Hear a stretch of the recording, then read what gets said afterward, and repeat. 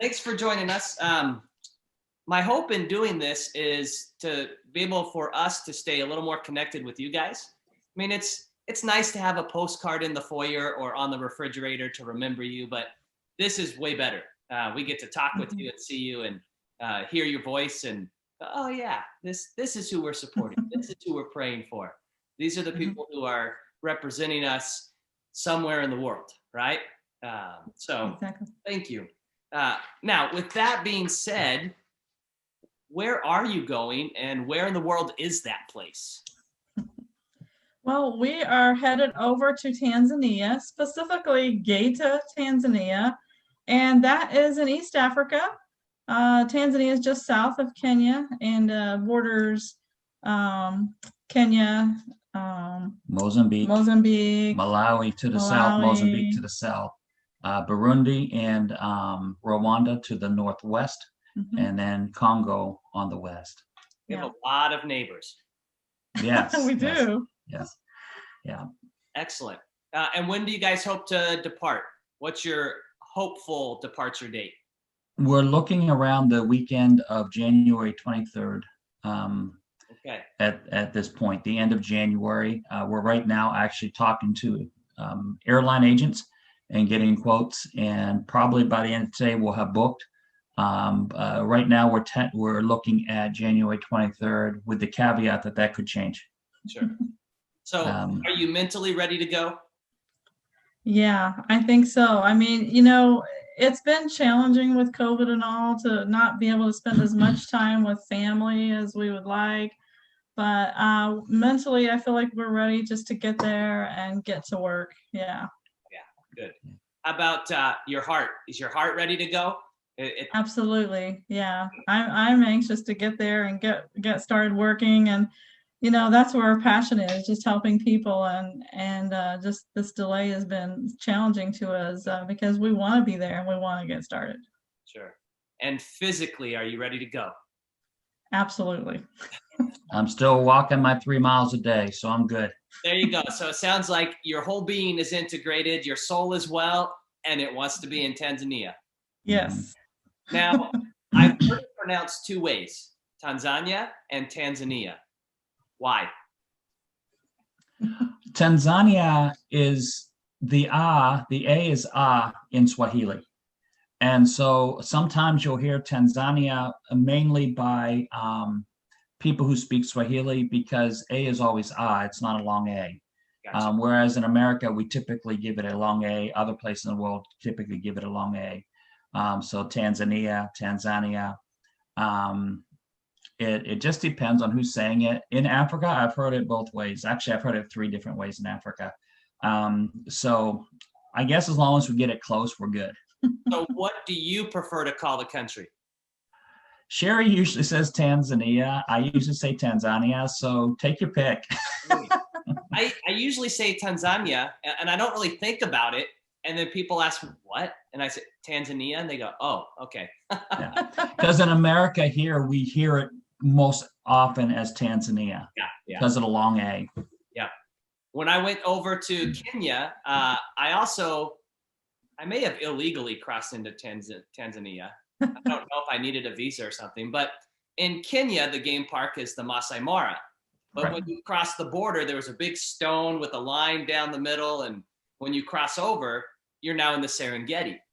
Right. Yes. And it's the same place, Yeah. People do it all the time. Yeah. So, I think the statute of limitation has passed, so I'm not being arrested for illegal entry, whatever.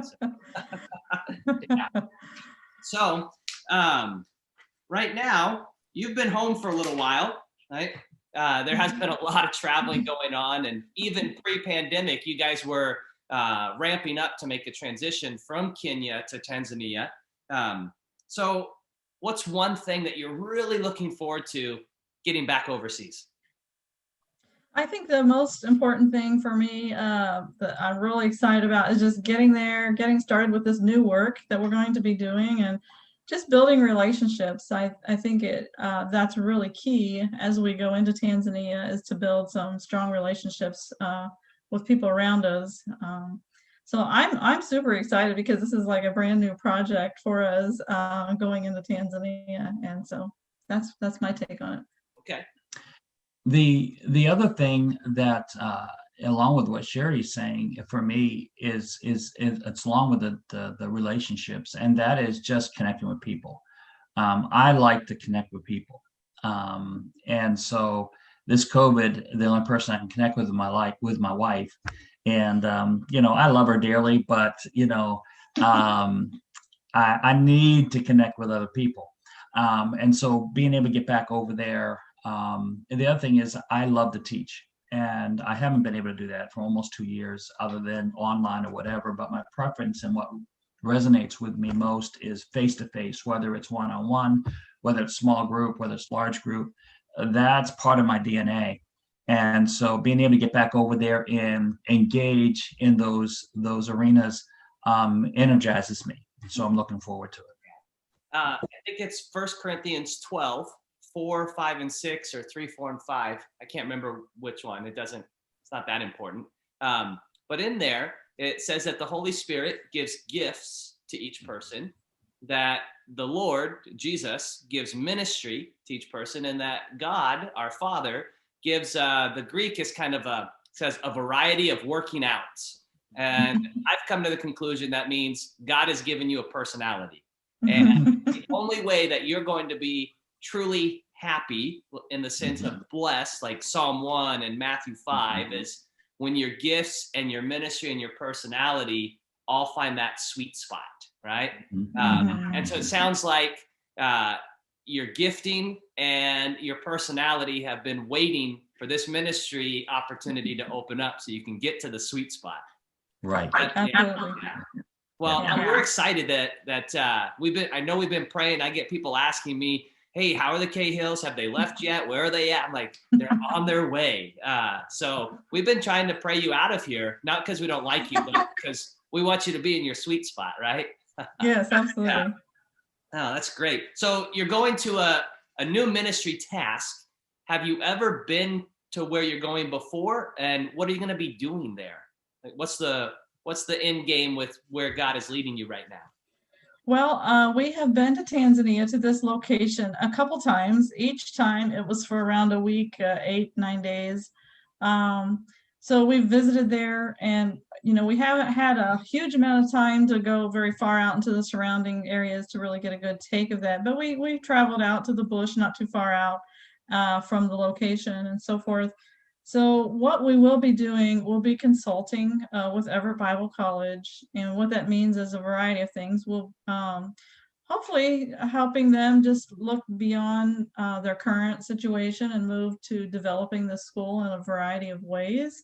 And then we'll be lecturers for the different classes there, and I'll probably be helping some with some of the administrative skills, things that are happening, like recording grades and transcripts and fees and stuff like that, making sure that's all in good order and develops even more. And then Tom's going to be more working with curriculum and developing the programs. And I know he has some really high visions, great visions of the future for the school. And I don't know if you want to say any more to that. Yeah.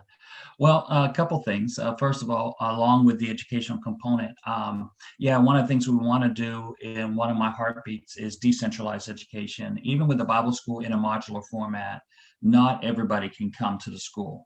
Not everybody can afford it. Not everybody, even though our educational requirements are lower than like a university, not everybody can do it. And so we want to develop the certificate program that we're using right now into a hybrid program. Using the cell phones. Everybody has cell phones over there. The young people all have smartphones. So developing a platform with an app where we can do some basic things like send lectures through PDF format. It's low bandwidth. They don't have to have a lot of internet access to get it, read through the material, answer some basic questions that are available right there through the app, and send it back. And then we'd have bigger projects for them to do where we would send a facilitator into their area, a place, a major hub that people travel to on a common basis.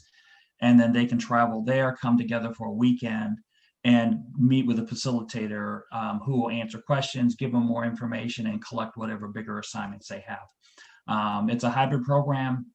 It's something that will be able to reach into areas that we're not reaching right now, and reach people that have a call to ministry but can't afford, or for whatever reason can't make a transition, even in a modular program, to come to the school. That's exciting for a number of reasons. One, it's exciting for Tanzania. The other thing is for Congo is really struggling with their leadership development right now for pastors. And so they've asked us to kind of give some thoughts, and they really like this idea with the hybrid, especially on the eastern part, the northeastern part, where there's a lot of conflict going on between, in particular, with some tribes. And it's been there for years, and it's hard for them to train their pastors up there. So this type of a model they really like. So we're going to work with it. It's something that's in the future, just a concept right now, but that's one of the exciting things we have to do. On outside of the education component, we do discipleship. Discipleship isn't just there at the educational part of training pastors, which is part of discipleship, but we also want to be available to help out in discipleship areas where the Lord leads us, whether it's coaching and mentoring current pastors, whether it's working with people in the community, whatever the Lord opens up, small group Bible study through ESL, teaching English as second language, which people want to learn there and do some Bible study that way. Whatever doors open, we're available and ready to do that in the discipleship format. Nice. Sounds like your agenda is going to be full. Yes. Yes, for sure. Excellent. So on a more personal side, I asked my family, what kind of questions would you want to hear answers to? And right away, one of them said, what are they packing in their suitcase? You mean like besides clothes? And they said, yeah, I'm sure there are things in country that are going to be hard to get or impossible to get. So they wanted to know, what's one comfort item you're taking with you? And then what's one practical ministry thing that you're taking with you, because you just can't get it over there?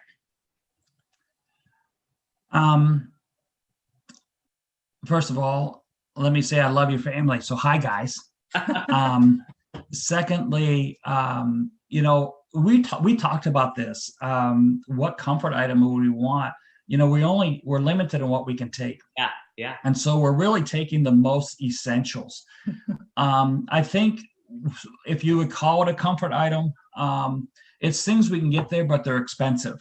Okay. And so, like for me, I'm going to bring a French press. Yeah. You can't imagine why, can you? That's not a comfort. That's an essential. It is probably the essential thing. Yes. Yeah. I was going to say for both parts of this, it's comfort and essential. But I'm going to bring a French press that we bought here because they're very expensive to buy over there. You would think they weren't, but they are. Yeah. And so at least they were in Kenya, so I'm going to assume there. So I bought one here. It's metal, so I can take it back with me, and I'm not going to have a problem with it. So that's one thing for me for comfort. Yeah, for me, I try to come up with something too, and I love Hershey bars. I love chocolates, and you can get chocolates there, not necessarily Hershey's, and so like chocolate chips is something that you really can't find often. But you do have the Cadbury Hershey Cadbury chocolate bars there, so you can bake chocolate chips out of those. It's easy to do that. So but for me, I think it's not really a comfort thing, but maybe it is. I'm taking a puzzle with me. I love to work puzzles, and sometimes those are hard to come by. And if you do find them overseas, they're expensive. But it's really a relaxing thing for me, something to do, just sit with a cup of tea and enjoy a puzzle. As far as the practical thing that we would take, there's one thing that when I got to Kenya, I'm like, I am taking this back when I go, and that is a pineapple corer, because there's so much fresh pineapple, and I love fresh pineapple, and you just don't find those there. It just makes it a lot easier to cut into that pineapple. There you go. Yeah. Nice. You find the pineapples, you just don't find the pineapple core. Yeah. Gotcha. And so taking the core will help get the pineapple out easier than the old-fashioned way.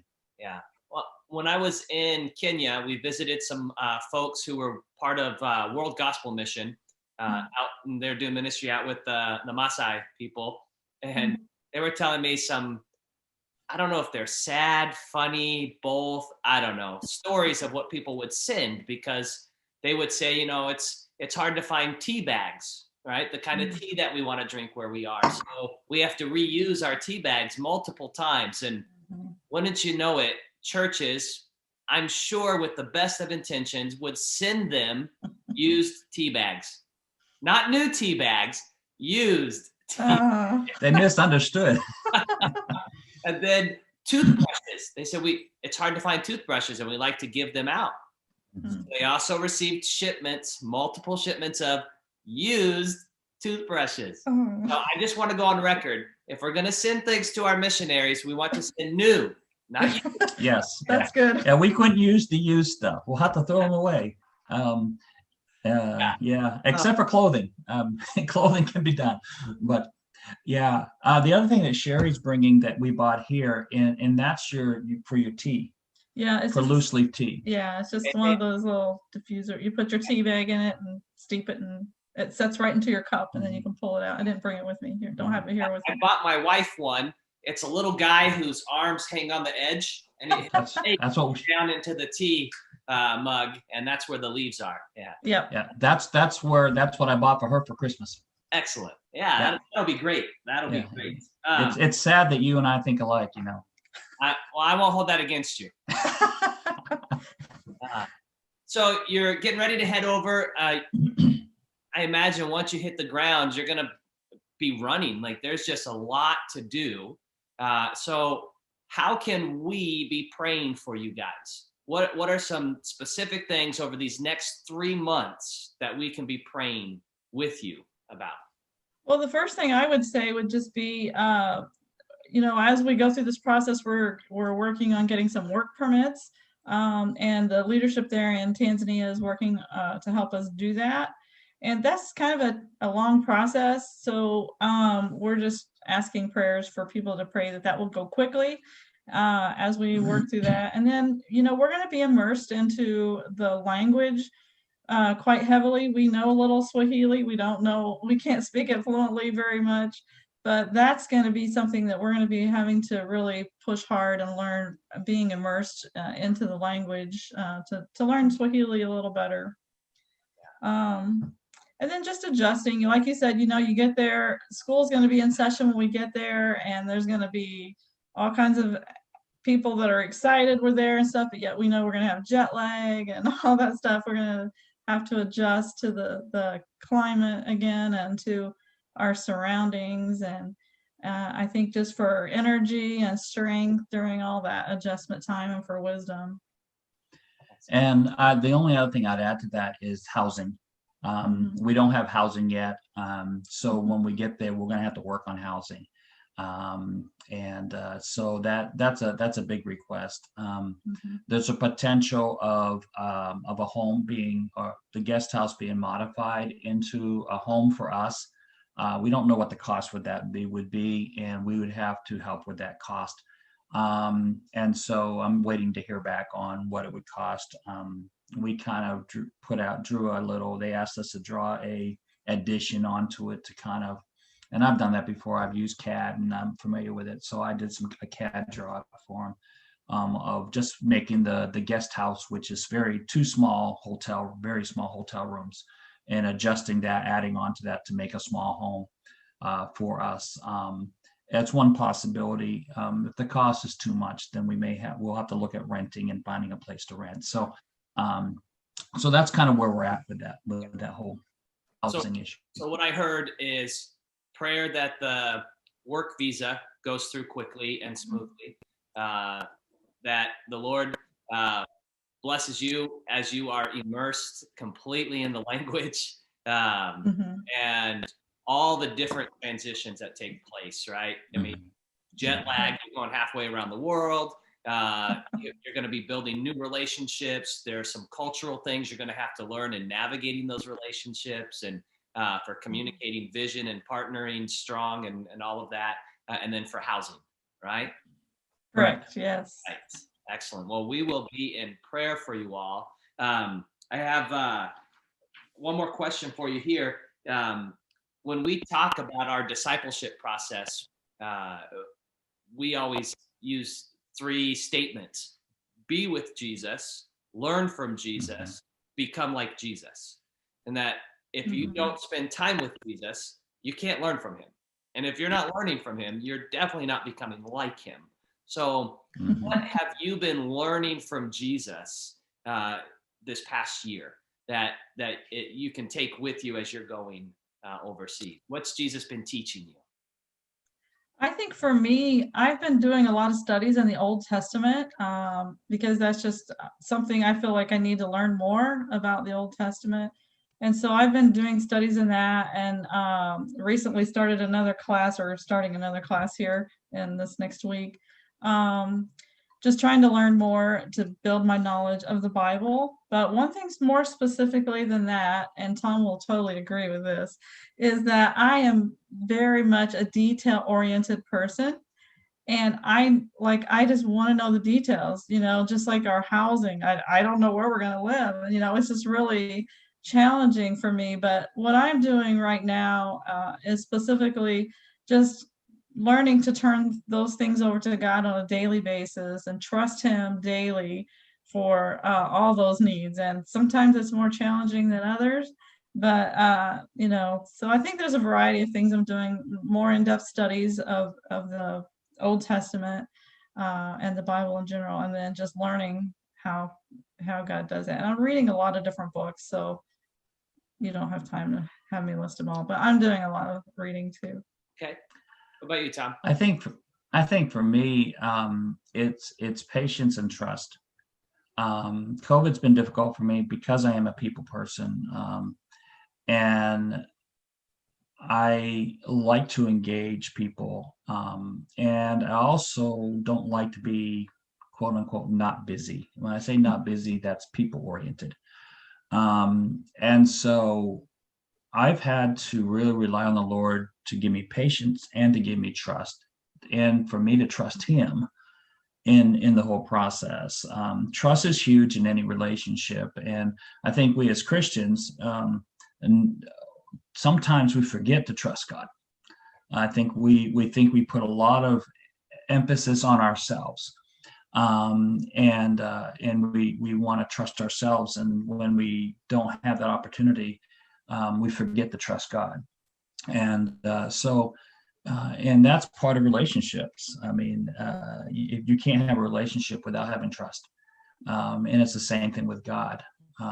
And so for me, it's just learning to trust God more, especially with things that are out of my control, things I can't handle, things I can't change, and to just allow him to help me work through those things in my life. Well, those are good things to be learning from Jesus. There are other people who might try to teach you that, but I think I trust Jesus more. Yeah. So folks want to keep up to date with you. Do you have a newsletter? Is there a website? What's the best way to follow you guys as you're traveling? Okay, I'm going to have Sherry answer that. I'll have her give you the information. There's basically a couple ways you can follow with us. We have our website. Okay. We have our snippets, which is our biweekly newsletter that comes out. And we have what else? Snippets and website. And then we have an email address. They can always email us. So I'm going to have Sherry give you all that information. So the one way you can connect with us is through our website, and that's cahillmission.org, cahillmission.org. And from there, you can sign up to receive our news clips. You can sign up to be a prayer partner. You can make donations. All those links are there. And then my email, if you want to connect directly with us through email, is sherry.cahill83@gmail.com. And one of the things we were talking about today was one of the things that we really enjoy is when we do get emails from people and they're saying, hey, I'm praying for you today, or hey, what's going on in your world, just anything. And sometimes they're few and far between, and that's really always an encouragement to just get a note from somebody saying, hey, we're thinking of you today. And I'm very quick with email. I'll respond right back as soon as I can. I mean, if I'm sleeping on the other side of the world, it might take a little while, but Yeah. I think the other thing with the email is we want to pray for you guys. We're partners in ministry. And we want you guys to know that we want to pray for you. We want to know what your prayer requests are. We want to know how we can intercede for you in your ministry. And people often think, oh, missionaries are so busy, this and that. And we are. But we're no more busier than anybody else. We all have 24 hours in a day. But because we're partners, we want to hear from you as to prayer requests that you may have. So we can pray for you and lift you up and lift your ministry up as well. Awesome. Thank you. So before we wrap this up, is there anything else you would like for us to know? I think the only other thing I can think of is that once we get on the ground over there in Tanzania, we're going to be doing some live videos and posting those on Facebook and maybe our websites and other places. But we're hoping to have, a lot of that going on so that you guys can easily track what's going on. If we're at a little village someday, we'll probably do a video and say, hey, we're in this village, we're doing this or that, and show you the surroundings and so forth. And I think that will be a great way to stay connected as well. Yeah, and I forgot to mention, we do have a ministry group on Facebook. It's a closed group because if I share some things, some of those things may be private. So we try to be careful what we share, but if we do need to post something that's sensitive, we want to make sure it's a closed group. So people would need to email us if they're interested, give us their Facebook information. We can then befriend them on Facebook, and then we can add them to our ministry page, ministry group there, our prayer group there on Facebook. Yeah, great. Excellent. Well, thank you so much for taking your time this morning to meet with us. And I'm excited to share this with everybody in both churches. And I know these kind of interactions just increase awareness. And we have actual faces and voices and to go with names that are mentioned so that we're not just putting people on a budget line and sending in a check. I mean, the money part is important. I mean, you got to pay for stuff, right? But we're talking about relationships, and that's more kingdom oriented here. So. Yes, definitely. Yeah. And, we're going to have internet over there. So we're free to do some Zoom calls and recordings at any time. Wonderful. So, okay. So we want to send our greetings to both churches, to everyone out there. And Mungu akubariki. Thank you very much, and God bless you.